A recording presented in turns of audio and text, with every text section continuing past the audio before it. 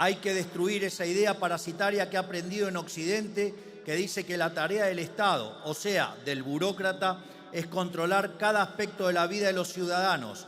Esa idea de que los políticos deben cuidar a la gente desde la cuna hasta la tumba. Esto no ha sido nunca la tarea del Estado. La tarea del Estado, en caso de existir, es defender la vida, la libertad y la propiedad privada de los individuos. Pero las élites globales no se dan cuenta de lo destructivo que puede llegar a ser implementar las ideas del socialismo, porque lo tienen demasiado lejos. No saben qué tipo de sociedad y país puede producir y qué calaña de gente atornillada al poder y qué niveles de abuso puede llegar a generar. Digo, aún cuando tenga la mujer corrupta, se ensucia y se tome 5 días para pensar. Begoña Gómez, esposa del presidente del gobierno de España, Pedro Sánchez, formalmente investigada por tráfico de influencias y corrupción en los negocios. Veámoslo. Este pasado 16 de abril, el juzgado de instrucción número 41 de Madrid abrió diligencias previas contra Begoña Gómez por corrupción en los negocios y tráfico de influencias. Durante esta fase de diligencias previas, la función del juzgado es investigar si los hechos denunciados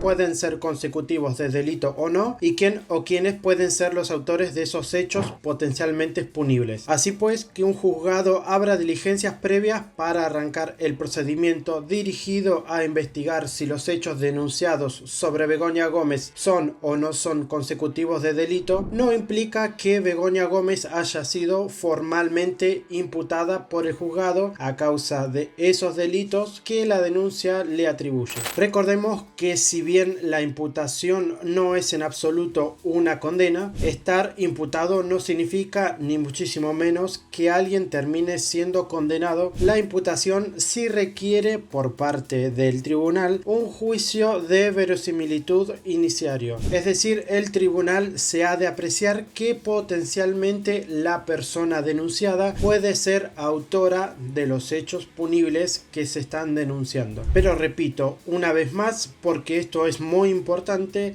estar imputado no equivale a ser culpable. La imputación es una condición procesal que permite a la persona que está siendo investigada en esa fase de diligencias previas defenderse jurídicamente a través de su abogado. Sucede que en este país durante muchos años, al calor de las refriegas por la conquista del poder político, se ha condenado de manera definitiva e irreversible en los medios de comunicación, en las redes sociales y en la opinión pública a muchas personas que simplemente estaban imputadas, es decir, a personas sobre las que el juez se limitaba a decir que apreciaba indiciariamente que potencialmente podrían ser autoras de un delito.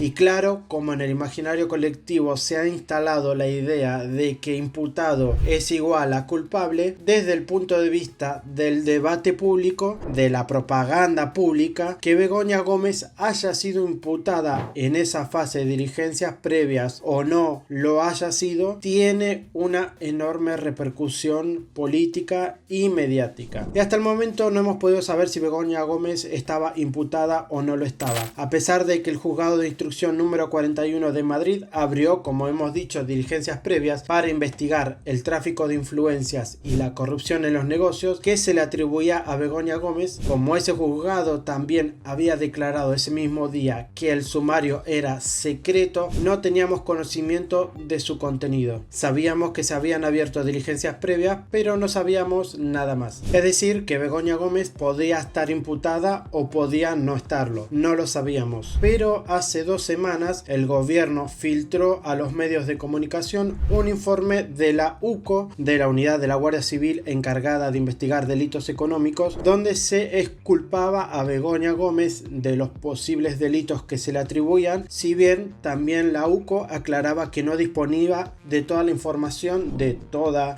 la documentación que sería necesaria para completar sus investigaciones. El gobierno, como digo, filtró ese informe de la UCO cuando los medios de comunicación informe que forma parte del sumario secreto de las investigaciones por corrupción y tráfico de influencias a Begoña Gómez. El gobierno filtró ese informe a los medios de comunicación con el objetivo de exculpar mediáticamente a Begoña Gómez. Pero en parte con esa jugada le salió el tiro por la culata, porque a raíz de la filtración de ese informe, el juzgado de instrucción número 41 de Madrid decidió levantar el secreto de sumario. Si no se sabe muy bien cómo se estaba filtrando a la prensa todo el contenido o el contenido más importante de ese sumario que había sido declarado como secreto, ¿qué sentido tenía que el sumario siguiera siendo secreto? Y así, al levantar el secreto de sumario sobre estas diligencias previas, nos hemos enterado de que Begoña Gómez sí está siendo formalmente investigada y además posee la condición procesal de investigada, no desde hace unos días, sino desde el mismo 16 de abril, momento en el que el juzgado abrió diligencias previas para investigarla por corrupción en los negocios y tráfico de influencias. Como digo, que Begoña Gómez esté siendo investigada no significa ni muchísimo menos que sea culpable. La condena, si terminare produciéndose, sería en todo caso el resultado de un procedimiento penal mucho más largo y mucho más garantista de lo que ha sucedido, de lo que ha tenido lugar hasta el momento. Pero que jurídicamente el hecho de que Begoña Gómez esté siendo formalmente investigada no cambie demasiado las cosas, políticamente desde luego sí lo hace. Y es que al levantarse el secreto del sumario, también hemos conocido que el juzgado de instrucción número 41 de Madrid ordenó trasladarle el auto a Begoña Gómez para que designara abogado y procurador el pasado 24 de abril. ¿Y qué sucedió el pasado 24 de abril? Pues fue el momento en el que Pedro Sánchez remitió su famosa carta a la ciudadanía, en el que se daba 5 días para reflexionar por el hostigamiento al que estaba siendo sometido. Digo, aún cuando tenga la mujer corrupta, digamos, se ensucia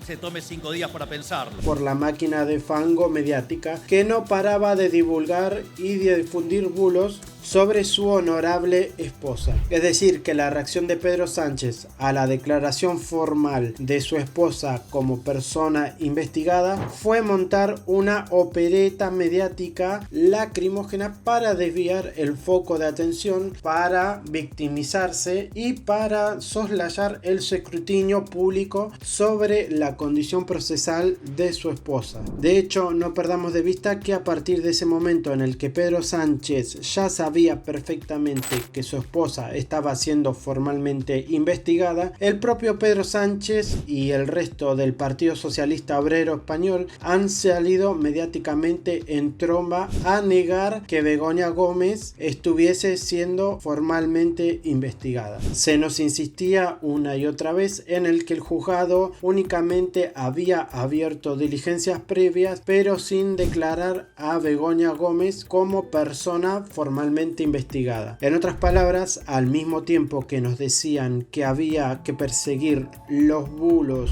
difundidos por la máquina de fango de la ultraderecha mediática, al mismo tiempo que decían todo esto, el gobierno conscientemente estaba difundiendo el bulo de que Begoña Gómez todavía no estaba siendo formalmente investigada. En definitiva, que hoy por hoy lo único cierto desde un punto de vista jurídico y político es que, por un lado, la esposa del presidente del gobierno, Begoña Gómez, está siendo formalmente investigada por corrupción en los negocios y tráfico de influencias, y por otro lado, que el gobierno de España ha mentido sistemáticamente sobre la condición procesal de la esposa de Pedro Sánchez. ¿Y ustedes qué piensan? ¿Milei tiene razón cuando declaró que la esposa de Pedro Sánchez es corrupta? Déjenlo en los comentarios.